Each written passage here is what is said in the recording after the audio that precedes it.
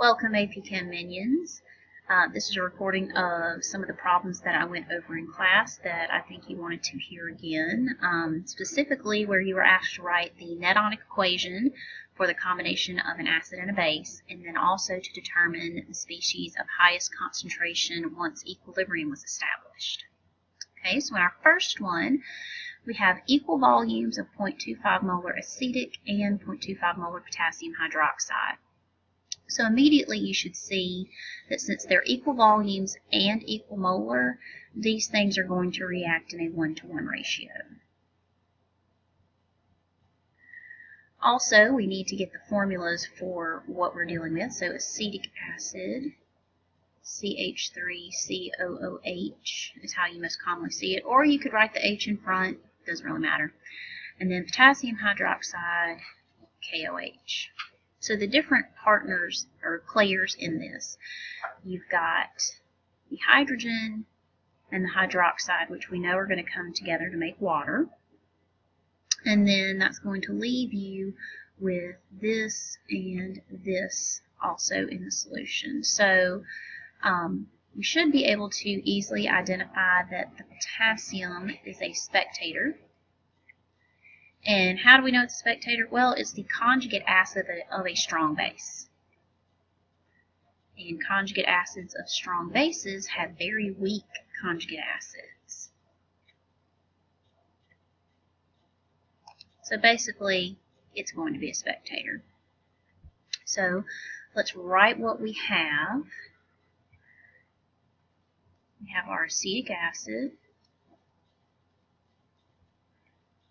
Now, why didn't I write it separated? You do not write weak acids and weak bases as being separate. So since that's a weak acid, we have to write it together. It doesn't matter if it's on the reactant side or the product side, you have to keep it together. Alright, plus our hydroxide, because we don't include spectators in the net ionic equation. And then what's going to happen is that OH is going to combine with the H, and we're going to get water, and we're going to be left with some acetate ion. And I'm going to make my arrow just a little bit smaller to save some space.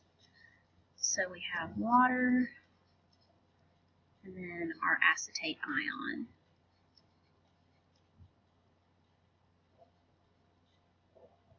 So, greatest concentration.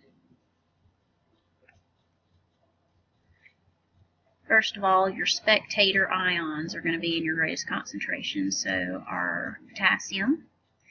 And then our conjugate base from the acetic acid will be in second highest concentration. Now, these two are not going to be exactly equal, even though technically there's the same number of moles of each one there, because since this is the conjugate base of a weak acid, some of that is going to go back and snatch up a hydrogen from a water and generate a little bit more of the acetic acid. So that one will be slightly less than that one. So I guess technically I should put that there. Okay, let's move to our next one. Now we're looking at equal volumes of equal molar sulfurous acid and potassium hydroxide. So again, we're looking at a 1-to-1 ratio. Sulfurous acid would be H2SO3, and then potassium hydroxide again is KOH. And so we've got the hydroxide. That would be taking a hydrogen. Now, thing to remember on polyprotic acids, acids that have more than one hydrogen, that the hydrogen stripping process occurs one at a time. So since these are 1-to-1, each one of these hydroxides is going to take a hydrogen from each sulfurous acid. And so if you only remove the one sulfurous acid, you're going to be left with a hydrogen sulfite ion with a -1 charge. So let's write what we have. Oh, wait, and our spectator ion, remember, that's our spectator. And as I explained above, that is the conjugate acid of a very strong base, so that thing is very weak.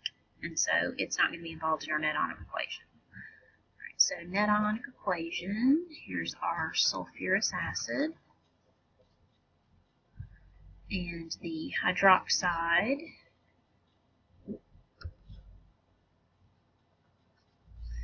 And like I said, the hydroxide is going to strip off one hydrogen, so we're going to end up with some water.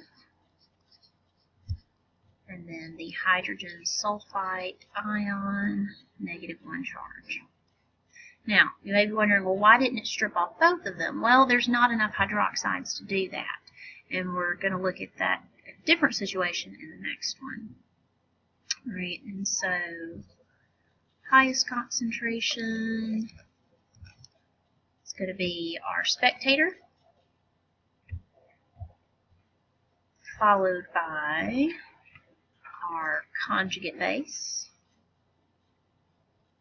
And again, those two aren't equal because since that's a weak acid, that's a stronger conjugate base. There will be some of this that goes back and snatches a hydrogen from water to regenerate the sulfurous acid.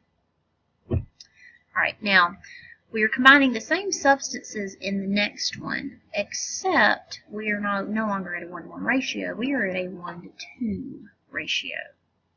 And so what that means is that you have twice as many hydroxides to interact with the sulfurous acid. So let me scroll down and write these again.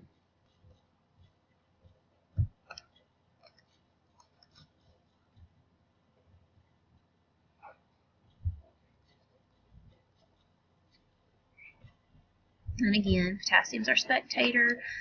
The things that are going to interact are the hydroxide and the hydrogen from the sulfurous acid. So this time, since they're not 1-to-1, they're 1-to-2, half of these hydroxides are what's necessary to strip off the first hydrogen. That means the second half of hydroxides can come back and strip the second hydrogen off of the hydrogen sulfite ion that's left from the first stripping. So let's write our net ionic equation. H2SO3 aqueous. Again, weak acid, we don't write it separate. Now, this time we're not just going to put OH, we're going to put 2 of the hydroxide ion because they're in that 1-to-2 ratio. And then, of course, we're going to get some water. And like I said, since it's going to strip both hydrogens, since there's 2 hydroxides to do that, there's twice as many hydroxides as sulfurous acid. Both hydrogens are stripped, so we are left with the sulfite ion.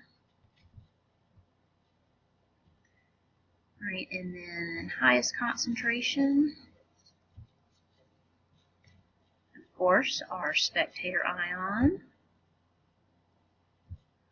followed by our conjugate base. And then technically there will be a little bit of this that goes back and snatches a hydrogen from water, so there would be much less of the hydrogen sulfite ion, but usually they're just looking in the question for the highest 2. Alright, let's move to the next one. Alright, now we're not looking at strictly acid and a base. We have a salt that's soluble that contains a conjugate base. So they're equal volume, equal molar, so again we're looking at a 1-to-1 ratio.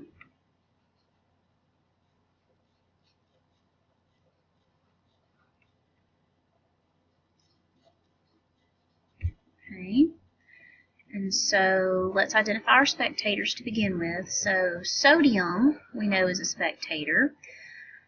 Why? Because if you think of sodium as being the conjugate acid of a strong base, so like NaOH is a strong base, that would be a very weak conjugate acid, so it's spectating. Also, we have a strong acid over here, so its conjugate base is also extremely weak. So it is also a spectator. So we actually have 2 spectator ions this time. And so the hydrogen and the acetate are going to be what's actually interacting. Alright, so I'm going to write acetate ion. Again, I didn't write sodium acetate because we don't include spectator ions. And just hydrogen because we don't need the chloride spectator. And so together they are going to generate some undissociated acetic acid. And so highest concentrations our sodium ion is going to be approximately equal to the chloride ion because it's equimolar and there's 1 per mole of substance, so they should be about the same. And then finally we should have some of the acetic acid. But again, there won't be the exact same amount as these two because it is an acid, and so there will be some of that that goes back and dissociates that way. So I suppose technically I should write that one with a double-headed arrow, but no biggie. And really, since you've got a strong acid, if you have a reaction involving a strong acid or a strong base, you're supposed to write them to completion. Alright, let's move on to our next one. We have equal volumes of equimolar ammonia and nitric acid, so we've got another 1-to-1 ratio. And ammonia is NH3, nitric acid HNO3. Alright, this is a weak base, and this is a strong acid, so our conjugate base is a spectator, as I've explained earlier. So we know we're going to have highest concentration of that one. And so what actually interacts is the hydrogen in the ammonia. The ammonia will accept the hydrogen to become ammonium. So our net ionic equation is the ammonia plus the hydrogen ion going to the ammonium ion. And so highest concentration, of course, our spectator nitrate ion, followed by our generated conjugate acid, ammonium. Alright, let's move to the next one. We've got another one that they're not at a 1-to-1 ratio. We've got equal volumes of 0.2 molar sodium sulfite and 0.4 molar iodic acid. So we've got another 1-to-2 situation.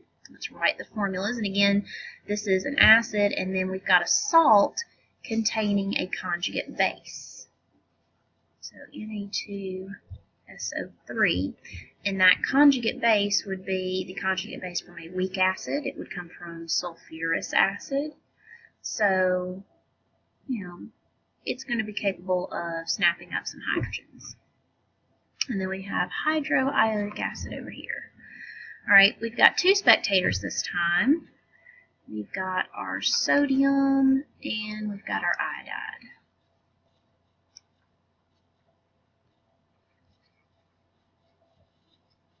I'm going to go ahead and write this highest concentration bit down here.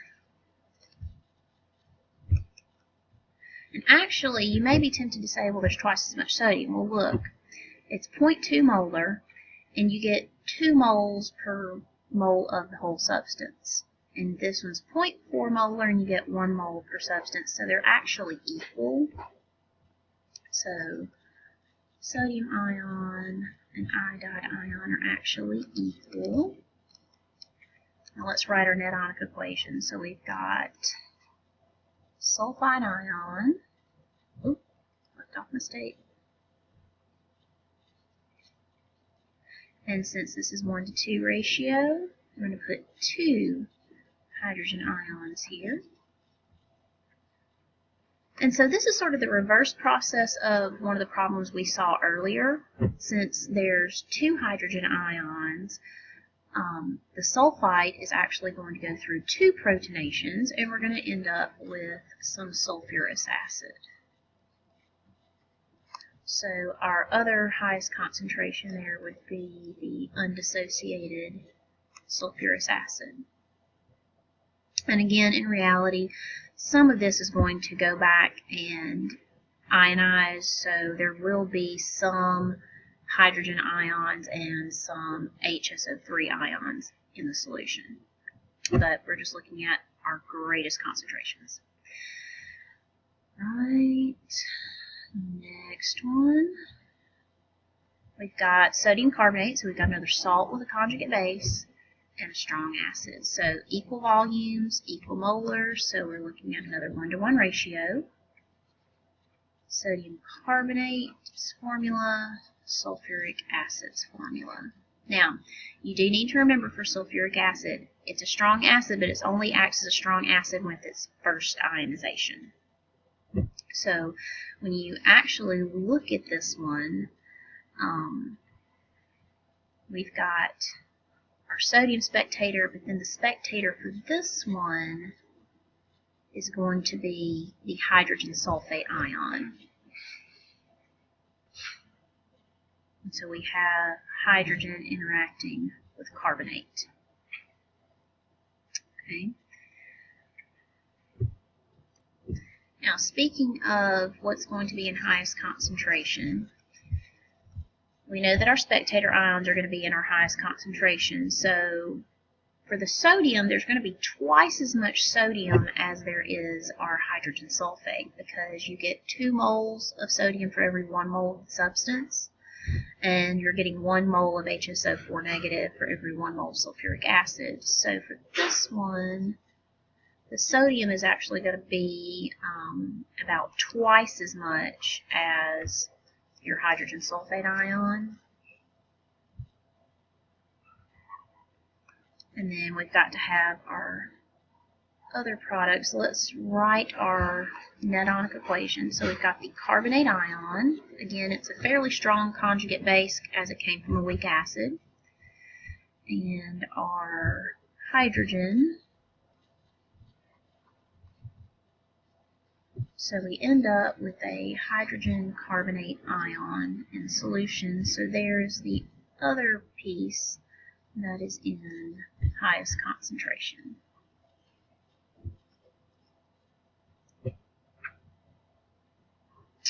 Alright, getting close to the end here.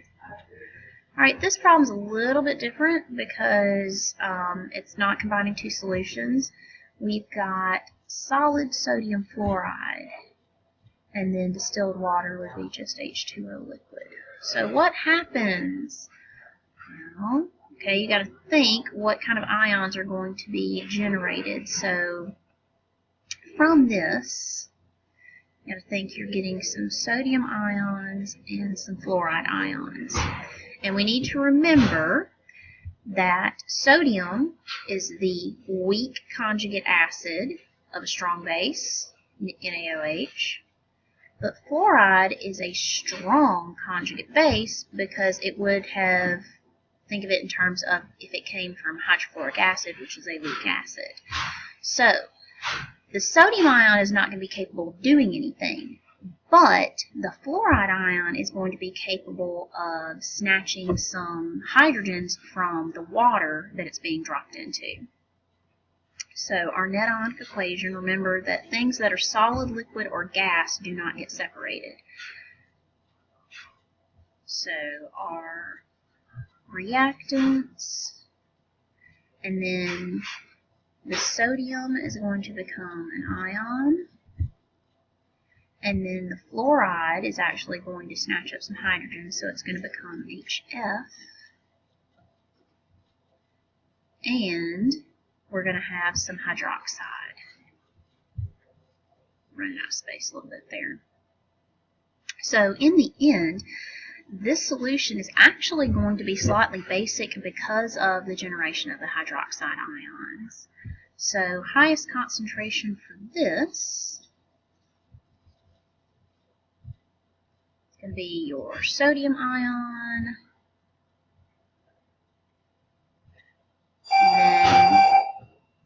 and then with the bell, your hydrofluoric acid, and your hydrofluoric acid and your hydroxide are going to be approximately equal.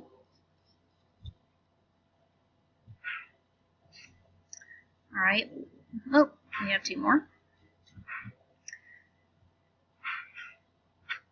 Alright, this next one we are looking at equal volumes of equal molar salts, actually.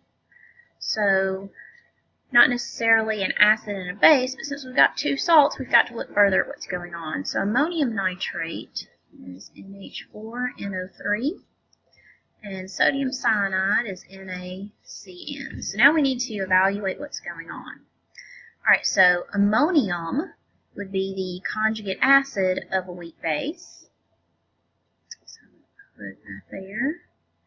So since it's the conjugate acid of a weak base, it's a fairly strong conjugate acid. Nitrate would be the conjugate base of a strong acid, nitric acid. So this one is going to be a spectator because it's a very weak conjugate base. Over on this side, we've got another spectator in the sodium, and we saw that earlier. Because again, sodium would be the very weak conjugate acid of a strong conjugate base. And then cyanide would be the conjugate base of a weak acid, hydrocyanic acid. So that would be a stronger conjugate base. I should say stronger conjugate acid there. Okay, so we've got two spectators. So we just need the actual players. So our ammonium ion and the cyanide ion. And then since this is a conjugate acid, it's going to donate its extra hydrogen to the cyanide. So we're going to end up with ammonia and hydrocyanic acid in solution. So highest concentrations, of course, are spectators. So excuse me, didn't mean to write that. So the nitrate and the sodium ion are going to be approximately equal. And then less than, we're going to have some ammonia and hydrocyanic acid that are approximately equal as well. But there's going to be less of them because there will be some reaction in the opposite direction. There will be some ammonias that take up a hydrogen again, and there will be some hydrocyanic acids that generate hydrogen ions again. Alright, and on our last one, alright, equal volumes of 0.2 molar sodium carbonate and 0.4 molar hydrochloric acid. So we've got another 1:2 ratio going on. We've got a salt containing a conjugate base, and then we've got a strong acid. So we know we've got spectators because the conjugate base of a strong acid is extremely weak and acts as a spectator. And then same thing for sodium over here. It's the conjugate acid of a strong base, NaOH. So it's also going to be a spectator. Go ahead and write some stuff about our highest concentration.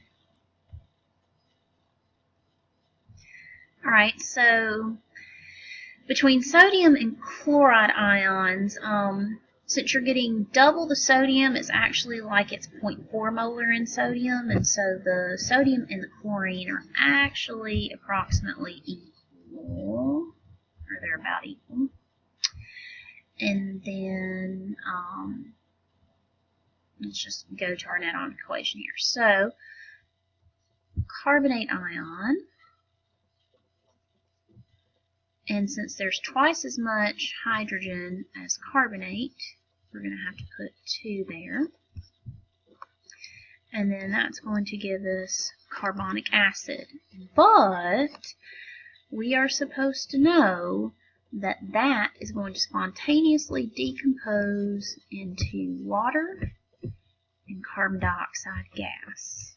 So the actual net ionic equation for this should be your carbonate and the 2 hydrogen ions going to water and carbon dioxide gas. So there actually isn't another ion or species to put in our highest concentration. So I hope that helps. Thank you for watching.